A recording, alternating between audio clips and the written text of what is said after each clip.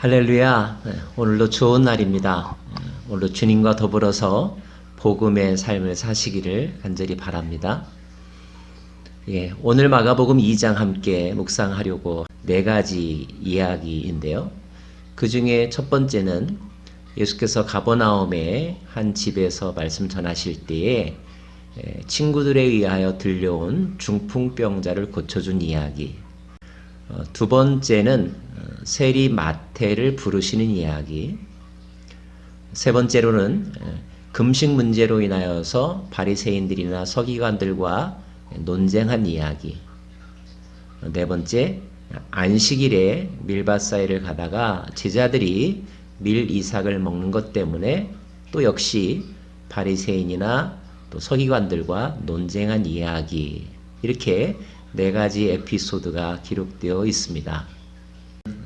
어제 우리가 봉독한 말씀, 하나님의 아들 예수 그리스도의 복음의 시작이다 라고 하는 마가복음 1장 1절의 그 선언과 관련하여서 예수께서 오셔서 하신 일과 말씀 중 무엇이 진정한 복음인가, 그분이 우리들에게 들려주신 복음이 무엇인가 하는 것을 이 네 가지 사건을 통하여서 함께 살펴보려고 합니다. 먼저 예수님께서는 중풍병자를 고쳐주셨습니다. 친구들의 믿음도 너무 귀하죠. 그런데 그때 예수께서 그 중풍병자에게 하신 말씀, 이것이 중요한 논쟁거리가 되었습니다. 어떤 말씀을 하셨죠? 작은 자야, 내 죄 사함을 받았느니라, 이렇게 말씀하셨고요. 이 일로 인하여서 수군거리는 사람들에게 말씀하시기를, 인자가 땅에서 죄를 사하는 권세가 있는 줄을 너희로 알게 하려 하노라, 이렇게 말씀하셨습니다. 즉, 이 사건에서 가장 중요한 포인트는 예수께서 자기 자신을 죄 사함의 권세를 가진 자로 소개하고 계시다는 것입니다. 이것이 우리에게 복음입니다. 아니, 모든 인간들에게 복음입니다.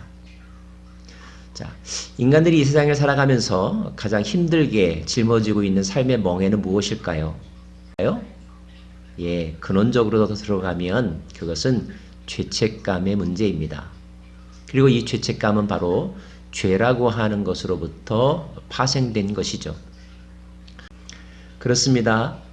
본질상 진노의 자식일 수밖에 없는, 그리고 죄 가운데 태어날 수밖에 없는 우리는 어쩔 수 없이 하지 말아야 될 바람직스럽지 못한 행동들을 하고 생각들을 품습니다. 그런데 그런 것들은 단지 실수해서 끝나는 것이 아니라 그 행동 이후에 우리의 마음을 억누르고, 그리고 그것을 빌미로 하여 더욱더 우리를 사단의 노예가 되게 만들죠. 그렇다면 어떻게 해야 이 죄의 문제가 해결될 수 있을까요? 그것은 대가를 치러야 합니다. 대가를 치르지 않는 한 죄로부터, 죄에 대한 책임으로부터 자유할 수 있는 길은 없습니다. 그런데 문제는 이 죄의 대가를 치르는 그 대가가 바로 죽음이라는 데 있습니다. 인간은 그 앞에서 다시 또 움츠러들 수밖에 없게 되죠. 놀라운 것은 예수께서 오셔서 오늘 죄사함의 권세가 있다고 말씀하신 그 말씀의 뜻 가운데는 너희들이 하나님의 공의의 법칙에 따라 죄의 결과, 죄의 책임을 다 짊어져야 하지만 그것을 대신 짊어질 수 있는 사람은 나뿐이고 내가 그것을 위해서 왔다, 이렇게 말씀하고 계신 것입니다. 그래서 예수님이 우리에게 복음입니다. 사랑하는 여러분, 혼자서 멍에와 힘든 짐들을 짊어지고 끙끙대고 또 스스로를 괴롭히면서 살지 마십시오. 복음이 여기 있습니다. 그 죄의 문제를 해결해 주시겠다고 말씀하십니다. 예수님께 나아가시고 예수님 앞에 그 모든 것들을 다 토설해 보십시오. 두 번째, 마태를 부르실 때 하셨던 말씀, 이것도 중풍병자 고치신 것과 연관되는 그런 주제입니다. 건강한 자에게는 의사가 쓸데없고 병든 자에게라야 쓸데있느니라. 나는 의인을 부르러 온 것이 아니요 죄인을 부르러 왔노라. 보신 적이 있으시죠? 아팠을 때 아픈 사람에게 이른바 명의가 연결되었다. 특수 전문의를 만나게 되었다. 이것처럼 기쁜 소식이 어디 있습니까? 그렇습니다. 아픈 사람은 좋은 의사를 만나야 합니다. 죄인은 누구를 만나야 합니까? 네, 죄의 문제를 해결해 주실 수 있는 분을 만나야 합니다. 그런데요, 어떤 사람은 이 죄의 문제를 해결해 주시는 분을 만나는 것이 그렇게 절박하지 않은 사람들이 있습니다. 왜 그럴까요?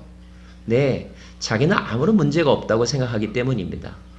마치 나는 건강하고 또 아무런 증상이 없다고 자신의 상태에 대해서 자신하는 어떤 사람과 같이 말이죠. 그런 사람들에게 어쩌면 유명한 의사의 출연은 그저 그런 것에 지나지 않겠죠. 뭐 유명한 사람이 왔나 보다. 그런데 정말 강 건너 불구경하는 듯한 마음으로 생각해도 될까요? 예, 이 세상에 의인은 없나니 하나도 없다고 했습니다. 모든 사람은 다 죄인입니다. 그리고 죄의 값은 사망입니다. 우리는 이 죄의 문제를 해결해 주실 구원자를 갈망해야 합니다. 세 번째와 네 번째의 주제는 한마디로 요약하면 바로 율법에 관한 문제라고 볼 수가 있습니다.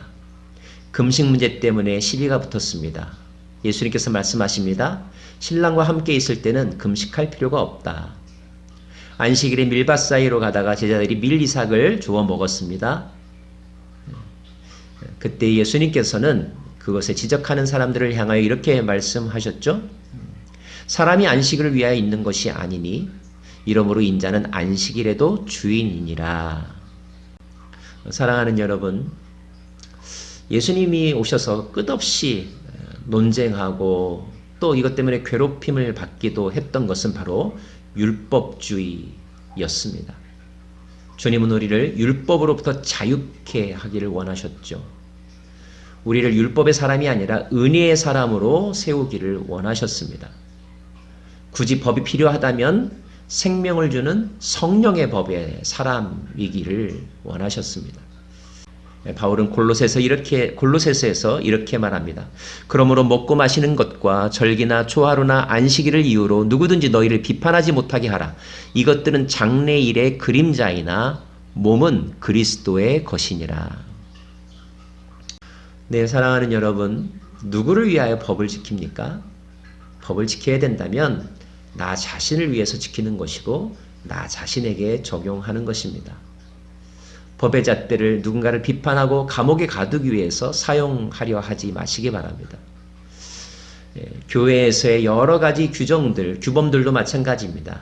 예배의 법, 또 그 교회의 처치 멤버가 되는 절차와 또 규범들, 그런 것들이 필요한 이유가 분명히 있겠지만, 그러나 그럼에도 불구하고 그것은 그림자에 지나지 않습니다. 본질은 무엇입니까? 본질은 예수님.